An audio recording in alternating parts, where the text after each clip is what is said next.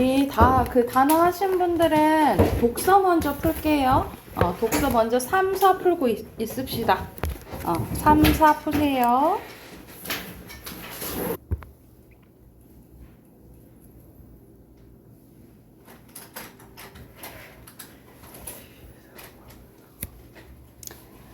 자, 112쪽부터 같이 한번 봐봅시다. 여기서는 재책 기술에 대해서 나오는데 말 그대로 책을 만드는 기술이라고 생각하시면 될 것 같아요. 자, 이 문단부터 같이 봐볼게. 서양은 종이책을 만들기 시작했을 때 제지 기술, 여러분 제지 기술은 종이를 만드는 기술이죠. 제지 기술이 동양에 비해 미숙했고 질 나쁜 종이로 책을 제작해야 하기에 책의 내구성을 높이기 위한 기술이 필요했습니다. 그래서 표지에 가죽을 씌우거나 나무판을 덧대는 방법을 개발했는데 그걸 뭐라 한다는 거야? 양장이라 한다는 거야. 그래서 요즘에도 우리 앤티크하게 그 양장식으로 만든 다이어리 막 사잖아요. 그쵸? 이때 양장인데 양장은 내지 묶기와 표지 제작을 따로 한 후에 합치는 방법이에요. 내지는 실매기 방식을 활용해서 실로 단단히 묶고 표지는 판지에 천이나 가죽을 마감재를 접착하여 만듭니다. 이 표지와 내지를 결합할 때는 책등과 결합되는 내지 부분에 접착제를 발라 책등에 붙이는데 또한 내지보다 두껍고 질긴 종인 면지를 표지와 내지 사이에 접착제로 붙여 이어줌으로써 책의 내구성을 높인대요. 표지 부착 후에 가열한 세막대로 앞뒤 표지의 책등 쪽에 눌러가지고 홈을 만드는데 이 홈을 만들면 이 펼침성이 높아진다라는 거지. 자, 여기를 보면은 몇 번 문제 풀 수 있어? 2번 문제 풀 수 있겠죠? 이런 2번 기역은 뭐야? 책 등이고 니은이 이 홈 부분이죠. 그쵸? 홈 부분이고 여기가 표지 내지, 이 표지와 내지를 연결해 주는 게 뭐예요? 두꺼운 면지인 거죠. 그쵸? 자, 그럼 여기서 적절하지 않은 것은 내지끼리 실매기로 붙이고 접착제를 통해서 이렇게 붙이는 거잖아요. 그치? 실매기를 통해서 리을과 결합하는 거 아니죠? 3번이죠. 미음 내지끼리 실매기하고 따로 접착제로 면지랑 표지를 이어주는 거지. 그치? 그래서 2번에 3번이에요. 다시 이제 본문 가볼게. 자, 이제 시대별로 이제 나옵니다. 18세기 말에 유럽은 산업혁명으로 인쇄가 기계화되면서 대량 생산을 위한 기반이 갖춰지고 경제 발전으로 일부 계층만이 국한됐던 독서 인구가 확대돼서 재책 기술도 대량 생산이 가능해진 거예요. 이를 위해서 간편하게 철사를 사용해서 매는 재책 기술 개발되는데 이건 처음엔 연매기라고 불리는 기술이었습니다. 그런 연매기는 책장 넘기의 용이자나 가운데 매기라 불리는 중철이 주된 방식으로 자리 잡았대. 중철은 인쇄지를 포개놓고 책장이 접히는 한가운데 부분을 디귿자형 철침을 이용해서 메었는데 보통 2개로 이제 박았는데 이거는 이제 잘 떨어지니까 4개를 이제 박았대요. 중철은 광고지, 팸플릿, 오랜 보관이 필요 없거나 분량이 적은 인쇄물을 사용했으며 중철의 책은 쉽게 펼치거나 넘길 수 있고 두루마리처럼 말아서 간편하게 휴대할 수도 있었대. 20세기 중반에는 화학 접착제가 개발되어 무선철이라는 재책 기술이 등장했는데 이름처럼 실이나 철사 없이 화학 접착제만으로 묶는 방식입니다. 우리가 지금 여러분이 갖고 있는 이 책 있잖아요. 이 책은 다 지금 이 무선철이라고 생각하시면 되겠죠. 이 접착제로 붙인 거니까. 이 방법은 자동화가 가능해 대량 생산에 더욱 적합했고 생산 단가가 낮아지면서 판매 가격을 낮출 수 있어서 책의 대중화에 기여를 했대. 그리고 1990년대는 습기의 경화에 우레탄 한멜트가 개발되면서 개발 초보다 내구성이 더욱 강화된 책이 만들어졌는데요. 무선철은 지금도 계속 보완 발전돼 오고 있다. 이런 소리입니다. 여러분 그러면 여기서는 전체적으로 뭐에 대해서 얘기한 거야? 재책 기술이 어떻게 발달되어 왔는지, 발전되어 왔는지잖아요. 그쵸? 그러면 1번에 몇 번이겠어? 1번 몇 번이겠어요? 발전되어 온 거 보니까 3번이겠지. 그치? 그리고 여러분 그 단어 알아놔야 돼. 어떤 대상이 시대별로 변화되면, 예를 들어서 아까 전에 나왔잖아. 18세기, 19세기, 20세기 이런 식으로 시대별로 변하면 무슨 관점이라 했었죠? 한 번 했던 것 같은데? 한 번 했었죠, 그쵸? 우리가 한 대상이 시대별로 변한다. 그러면 여러분 통시적 관점이야. 통시적 관점이고 이 단어 알아두셔야 돼요. 왜냐면 가끔가다 이제 전개 방식에서 이 단어가 나오거든요. 근데 이 통시적을 몰라서 틀리면 안 되잖아요. 그치? 자, 통시적은 뭐라고? 한 대상에 시대별로 변화가 나오면 통시적 관점이라고 보시면 되고, 그럼 이건 이제 통시적 관점이겠죠? 근데 만약 한 시대 내에서 변화가 일어난다. 그러니까는 만약 18세기 안에서 변화가 일어난다. 그럼 뭐라고 하냐면 공시적 관점이라고 해요. 이거 알아둬야 돼요. 만약 한 대상이 시대별로 변한다. 그러면 통시적 관점이고요. 자, 만약 한 시대 내에서 변화가 일어난다. 그럼 뭐라고 생각하면 돼? 공시적이라고 생각하시면 될 것 같아요. 됐을까요? 자, 뒤로 넘겨서 빈칸 넣을게요. 첫 번째 빈칸 종이, 양장, 중철, 무선철이고요. 산업혁명 후에 재채기술이 발전하게 된 이유는 독서 인구가 늘어남에 따라 책의 대량 생산이 요구되었기 때문이에요. 독서 인구가 늘어남에 따라 책의 대량 생산이 요구되었기 때문이고요. 자, 밑에 또 순서대로 빈칸 넣을게요. 내지 묶기, 철사, 중철, 중철 밑에 적은, 그 다음에 마지막 화학, 접착제, 대중화입니다. 됐나요? 됐어요? 오른쪽에 어휘, 여기서는 어울리게 써야겠죠. 변형해서 써야겠죠. 덧대어 또는 덧대어서, 그 다음에 미숙할, 방대한, 국한하지, 니은, 티귿, 기역입니다. 자, 두 번째는 여러분이 매일 사용하는 변기의 원리예요. 변기의 원리에 대해서 나와 있는데, 변기의 원리는 이것도 바로 이 문단부터 가볼게요. 그럼 원리에 대해서 알아보자. 여기 3분의 2 정도 담겨져 있는 물이 담겨져 있는 컵이 있는데, 컵을 기울이지 않고 이 컵 안에 물을 밖으로 빼내게 해서 U자 모양의 구분관을 이용한다고 하자. U자 모양의 구분관을 뒤집어서 관의 한쪽은 컵 안에 물속에 있고 다른 한쪽은 바깥에 이제 위치하도록 한 거예요. 상상이 되죠? 관의 안쪽에 물이 완전히 채워지지 않아 공기가 남아있는 경우 컵의 수면에 작용하는 대기압과 관 속의 대기압의 평형을 이루어서 아무 일도 일어나지 않는 거예요. 그냥 담가놨을 때는.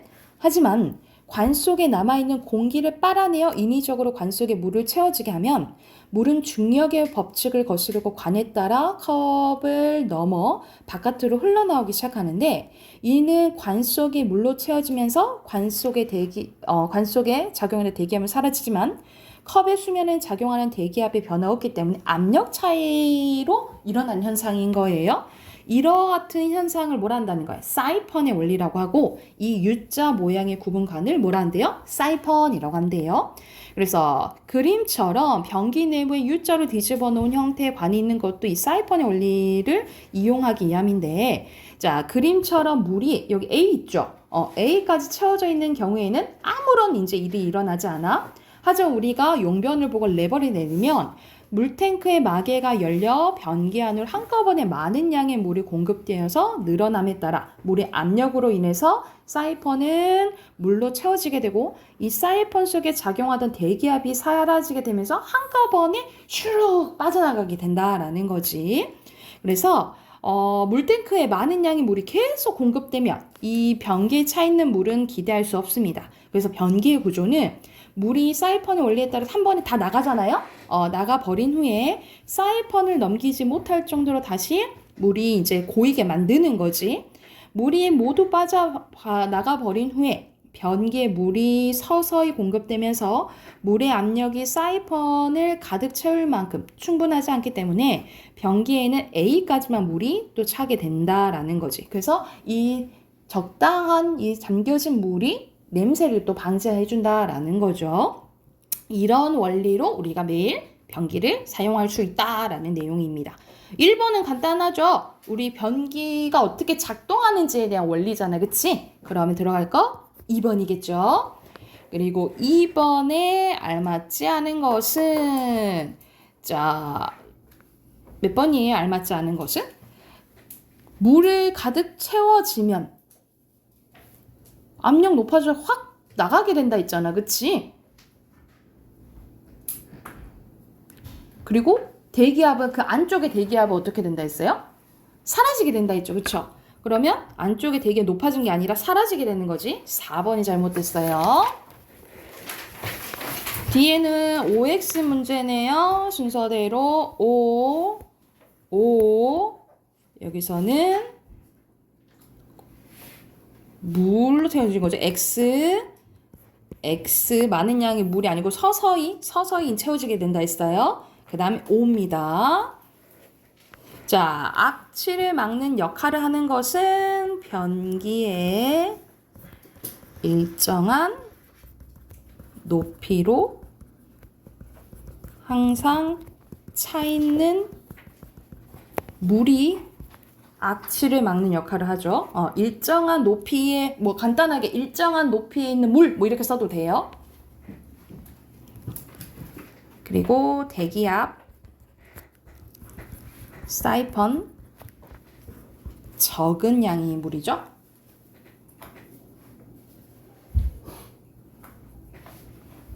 됐습니까? 넘어가 되겠나요? 오른쪽에 빈칸 순서대로 공급, 고약하다, 인위적, 거스르다, 입성이고요. 당당히예요. 그 다음 마개, 발음 나는 대로. 우리 문화 꺼내봅시다. 156쪽이에요.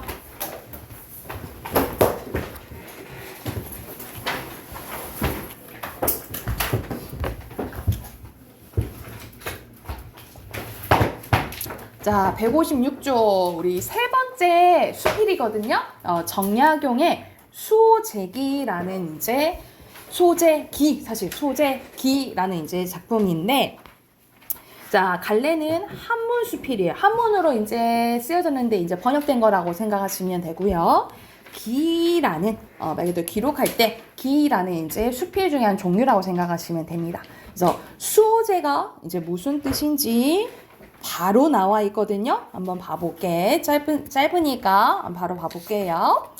자, 수호제는 말 그대로 무슨 뜻이냐면 나를 지키는 집이라는 뜻이래요. 나를 지키는 집은 큰형님이 자신의 큰형님 서재에 붙인 이름이래요. 여기서 나는 이제 정약용을 얘기하는 거지. 처음 그 이름을 보고 의아하게 여기면서 나와 단단히 맺어져 서로 떠날 수 없기로 나보다 더한 것이 없다. 비록 지키지 않는다 한들 내가 어디로 갈 것인가 이상한 이름이다 라고 생각했대. 나는 나고 내가 어디 가겠어? 근데 나를 왜 지켜? 이렇게 이제 궁금했다 이 말이야. 장기는 밑에 풀이 되어 있죠. 경상도 포항에 있는 지역이네요. 이 포항으로 귀향을 가게 된 거야. 귀향 온 이후 나는 홀로 지내며 생각이 깊어졌는데 어느 날 갑자기 이러한 의문점이 돼서 환히 깨달을 수 있었대. 나는 벌떡 일어나 생각해보니까 천하 만물 중에 지켜야 할 것은 오직 나뿐이다 라고 깨닫게 된 거예요. 여기가 이제 깨달은 부분이에요. 내 밭을 지고 도망갈 사람이 있겠는가? 그러니 밭은 지킬 필요가 없다라는 거야. 내 집을 지고 달아날 사람이 있겠는가? 그러니 집은 지킬 필요가 없다. 내 옷과 양식을 도둑질하여 나를 궁색하게 만들 수 있겠는가? 천하의 실이 모두 내 옷이 될 수 있고 천하의 곡식이 내 양식이 될 수 있다. 그러니까는 말 그대로 도둑질해 간들 다른 걸로 이제 대체가 가능하다 이 말이겠죠, 그렇죠?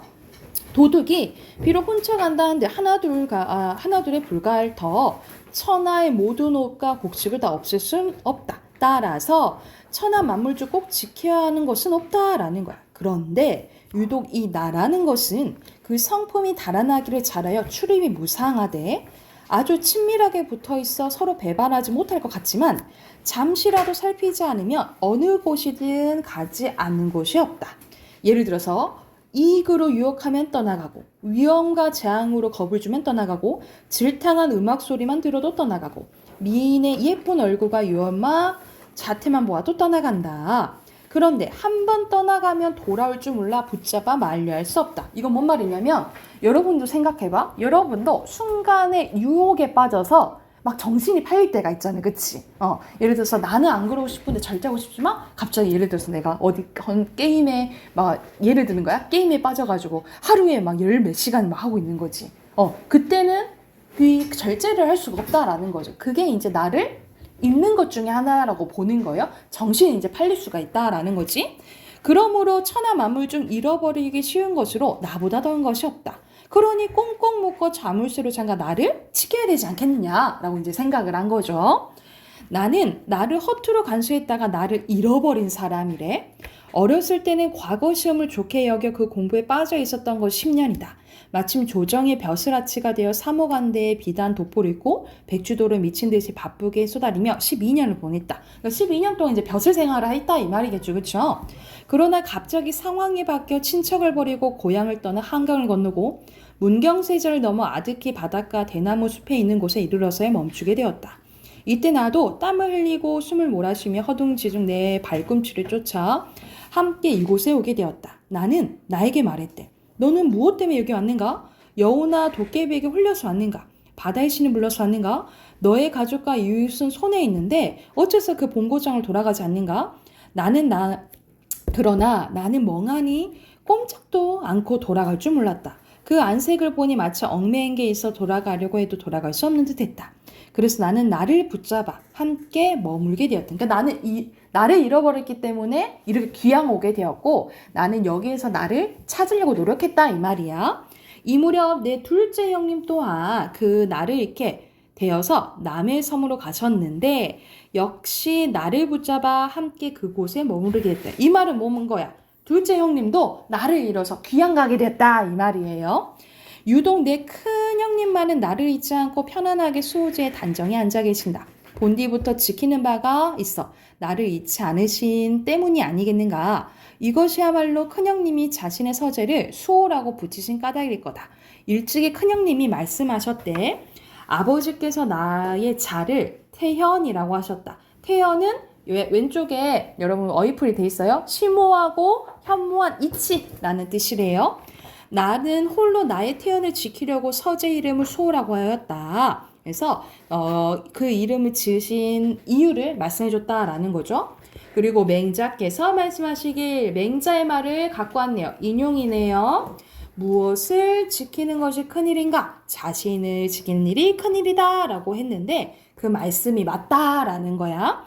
내 생각을 써서 큰형님께 보여드리고 이 수호제의 기문으로 삼는다 해서 이 수호제의 기를 기록하게 된 이유에 대해서 얘기했다라고 보시면 될 것 같아요. 그래서 여기서 강조하는 건 뭐야? 나를 지켜라. 그래서 약간 자기 수양에 대해서 약간 강조한 수필이라고 보시면 될 것 같아요. 왼쪽에 주제 쓸게요. 주제는요. 참된 나를 지키는 일의 중요성이에요. 주제 쓰시고 157, 158쪽 문제 바로 풀어볼게요.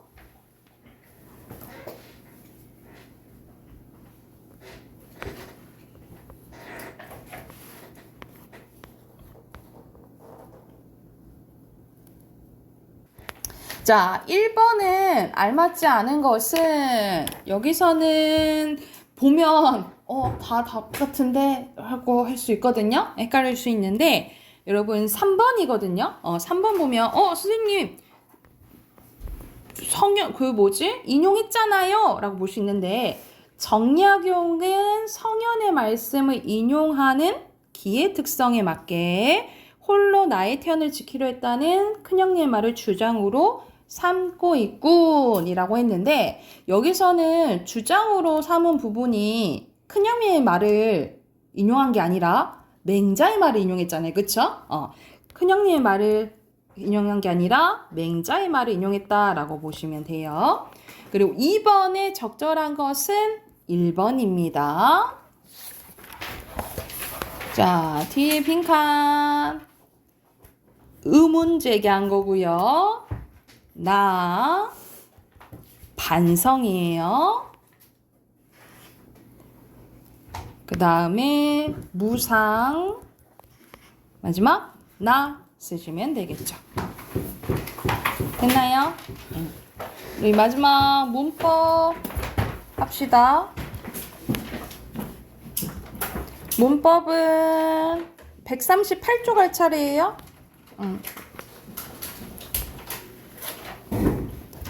자, 138쪽 오늘 이거 한글 하면은 이론 끝나거든요. 오늘 한번 한글 마무리 해볼게.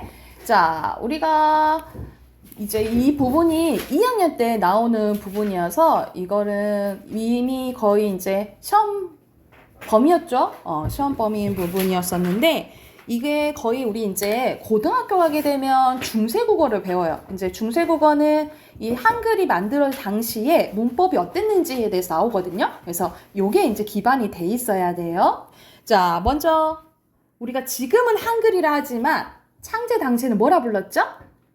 훈민정음. 그렇지. 훈민정음을 불렀지. 훈민정음은 무슨 뜻이에요? 백성을 가르치는 바른 소리라는 뜻이죠. 자, 여기서 나왔지. 1443년도에 세종대왕과 이제 학자들이 이제 만들었고, 1446년도에 이제 반포를 했어요. 자, 이때 당시에 만든 이제 원리를 볼 건데, 우리가 크게 자음과 모음이 있잖아요. 그쵸? 자, 자음은 결론적으로 바로 얘기해주면 17자를 만들었고요. 모음은 11자를 만들어서 총 몇 자를 만들었다? 28자를 만들었다라고 보시면 되고요. 자, 첫 번째 한글 자음의 창제 원리예요. 첫 번째 상형의 원리입니다. 자, 상형은 무엇인가 본땄다 이런 뜻이거든요. 무엇을 본땄냐면 우리 사람의 발음, 기간의 모양을 본땄어요. 발음 기간의 모양을 본따서 기본자를 만들었는데 기본자가 5자입니다. 기역, 니은, 미음, 숏, 이응 총 5자를 만들어요. 자, 기역 봐보죠. 여러분 밑에 표 봐볼게. 자, 기역은 혀뿌리가 목구멍을 막는 모양을 본딴 거야. 그래서 어금니 소리라고 하고요. 여러분 한자로도 써놓을게. 한자로는 아음이라고 해요. 한자로 뭐라 한다고?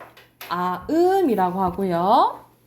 그리고 두 번째 니은이에요. 니은은 혀가 윗잇몸에 닿는 모양이야. 그래서 혀소리라고 해서 우리 혀가 한자로 뭐죠? 설. 그렇지. 설음이라고 보시면 되고. 자, 미음은 입의 모양을 본딴 거예요. 또는 입술 모양 본땄다 하거든요. 그래서 입술 소리 순음이고요. 자, 시옷은 치아. 이의 모양을 본땄어요. 그래서 이소리, 그래서 한자로 치음. 그리고 이응은 목구멍의 모양을 본땄어요. 그래서 목구멍 소리 후음입니다. 그래서 기본자, 기역, 니은, 미음, 시옷, 이응 5자를 만들고요. 두 번째 원리는 가획의 원리예요. 가획은 획을 더하다라는 뜻이거든요. 근데 획을 더하면 어떤 특징이 있냐면 소리가 세져요. 다시 한번 획이 더해지면 뭐가 세진다고? 소리의 세기가 세져요. 그래서 여기서 밑줄 획을 더할 때마다 소리가 세진다라고 나와 있죠. 그래서 총 9자를 만들거든요. 그래서 가획자는 키읔 모양 비슷하죠? 디귿, 티읕, 비읍, 피읍, 지읒, 치읒, 열이, 니읒, 히읗이 있어요. 지금 안 쓰이는 게 하나 보이죠? 여기 동그라미 이걸 뭐라 부른다고? 여린 히읗이에요. 여린 히읗. 그래서 지금 없는 거 표시해 주시고요. 자, 그런데 획이 더해져도 소리가 세지지 않는 게 있거든요.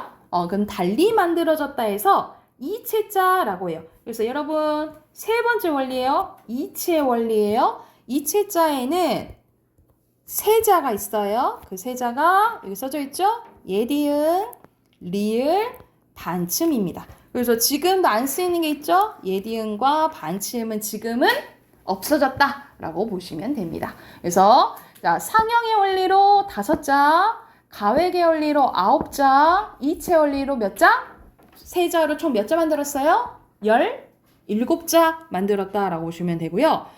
선생님 그러면 예전에는 쌍잠 없었어요? 근데 쌍잠 있었어요? 그거는 무슨 원리로 만들어졌냐면 여러분 맨 밑에 봐보자. 여러분 밑에 보면은 자, 가로로 나란히 쓰는 것을 병서의 원리라고 해요. 이건 다른 이제 창제 원리는 아니고 그 외적인 원리라고 생각하시면 돼요. 이 병서의 원리로 여러분 이렇게 똑같은 것이 붙을 때도 있고요. 서로 다른 것들이 붙을 때도 있거든요. 이렇게 예전에 3가지도 붙었어. 자, 이렇게 똑같은 게 붙으면 여러분 써놔. 각자병서라고 해요. 똑같은 게 붙으면 뭐라 한다고? 각자병서라고 하고요. 이렇게 서로 다른 게 붙으면 합용병서라고 해요. 각각 똑같은 게 붙으면 각자병서, 서로 다른 게 붙으면 합용병서 써놓으시면 되고, 이거는 가로로 나란히 쓴 거고 세로로 쓰는 것도 있었거든요. 세로로 쓰는 거는 연서의 원리라고 해요. 그래서 이것들은 뭐라고 부르냐면 순경음이라고 부르거든요. 순경음 미음, 순경음 비읍, 순경음 피읍, 순경음 쌍비읍 이렇게 부른다라고 생각하시면 돼요. 특히 이것은 나중에 오우 계열로 바뀌거든요. 그러니까 예를 들어서 세비라고 했던 게 지금의 뭐 세우 뭐 이런 식으로 바뀌어요. 그래서 순경음 세로로 이제 붙은 거는 연서의 원리라고 하고 이 연서의 원리로 만든 게 이게 순경음이라고 생각하시면 됩니다. 이해가 됐을까요? 그러면 자음은 끝났고 자 모음 갈게요. 자 모음의 원리입니다. 첫 번째 상형의 원리예요. 그래서 자음과의 공통점은 상형입니다. 이건 뭐를 본땄냐면 하늘, 땅, 사람의 모양을 본땄어요. 천지인이에요. 그래서 각각 아래야, 이를 만들어요. 아래야는 지금 없는 거지, 그치? 아래야, 이를 만들어서 총 3자, 기본자 3자를 만들고요.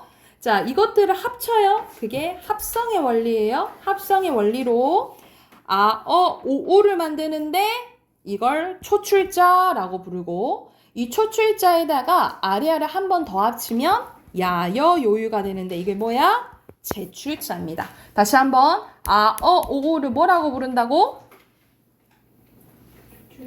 초출자라고 부르고 그리고 이 초출자에다가 아래아를 한 번 더 합치면 야여요유가 되는데 이걸 뭐라 부른다고?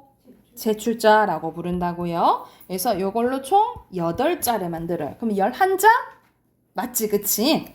자, 그러면 선생님 예를 들어서 예, 의 이런 모음들 없었어요? 또 다른 모음들도 있었어요. 이거는 무슨 원리로 만들어지냐면 합용의 원리로 만들어집니다. 이건 추가적으로 써놓을게. 나머지 모음들은 합용의 원리로 만들어졌다라고 보시면 됩니다. 자, 우리가 한글이 우수하다 하잖아, 그치? 근데 우수하다 말만 한 게 아니라 근거가 있어야 되겠죠, 그쵸? 그게 밑에 정리되어 있어요. 첫 번째, 독창성입니다. 다른 문자를 모방하거나 변형하지 않고 독창적으로 아예 새롭게 만들었다라고 보시면 돼요. 그래서 새롭게 만들었고요. 두 번째, 과학성인데 왜 과학적이냐? 글자의 모양과 소리가 비슷해요. 그래서 같은 위치에서 나는 글자들은 모양도 비슷하다라고 보시면 돼요. 그래서 과학적이고 체계적이다라고 보시면 되고요. 경제적입니다. 적은 수의 글자로 많은 소리를 표현할 수 있고 자 실용적인데 왜 실용적이냐? 음절 단위로 모아 쓰기를 할 수 있어요. 여러분 예를 들어서 영어는 이렇게 나열하잖아. 이렇게 나열하죠. 그렇죠? 근데 우리는 선생님 이름 쓴 다음에 이렇게 모아 쓰잖아요. 그쵸? 이렇게 나열하지 않잖아, 그치? 그래서 음절 단위로 모아 쓰기 때문에 읽기 편하고 의미 파악하기가 쉽고요. 그리고 자음이랑 모음의 개수가 거의 비슷해서 바로바로 자판으로 입력할 수 있어요. 그래서 정보화 시대에 적합하다라고 생각하시면 됩니다. 이해됐을까요? 자, 그러면 요거 참고하면서 옆에 또 문제 풀어봐야겠죠? 뒤로 넘겨서 141쪽까지 풀게요. 141쪽까지 풀고 답 확인해 봅시다.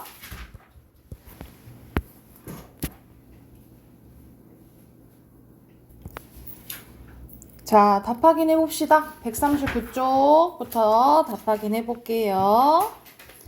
자, 1번에 오 맞죠? 오,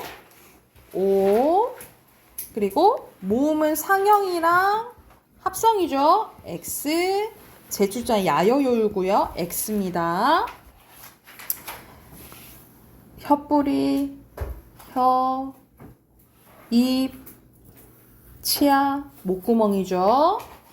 자, 가획한 거 비읍, 피읍, 디귿의 기본자는 니은, 이체자는 예리응, 리을, 반침 쓰시면 되고요.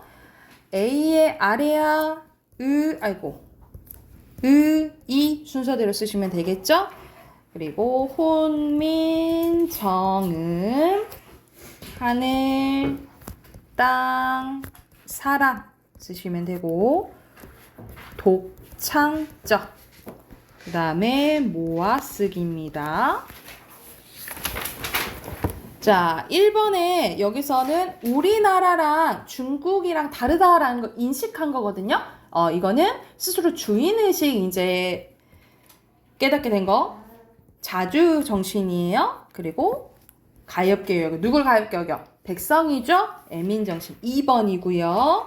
그리고 2번에는 상형의 원리로 만든 기본자 기역, 니은, 미음, 시옷, 이응 또는 모음으로는 아래야, 이만 들어간 거 고르는 거거든요. 그래서 여기서는 1번이고요. 3번에 1번, 4번에 가획 5번이죠. 그리고 5번에는 가획의 원리잖아. 가획의 원리인데 이거 쓰셔도 돼요. 기본자에 획을 더해서 소리를 나타냈다. 이거 쓰셔도 돼요. 가획의 원리 또는 이 문장 그대로 쓰시면 됩니다. 6번 갈까요? 6번에 이체자 고르는 거죠? 2번이고요. 7번에 갑자기 사람이 누워있어. 3번이죠. 그리고 8번에는 제출자 합성의 원리죠. 4번이고요. 그리고 9번에 이건 여러분 우리 천지인 선생님도 이거 천지인 쓰긴 하는데 천지인 이건 합성의 원리로 기본이지 그치? 알맞지 않은 것은 여기서는 다 뭐야? 기본자잖아. 1번이죠. 알맞지 않은 거 1번. 그리고 10번에 몇 번? 1번이죠. 높낮이도 아니고 가획자가 소리에 색이 나타낸다 했죠. 그쵸? 자, 뒤로 넘겨서 142쪽. 142쪽부터 144쪽까지 뭐야? 숙제 그리고 단어 16강 외우시면 되겠죠. 그쵸? 여기까지 할게요.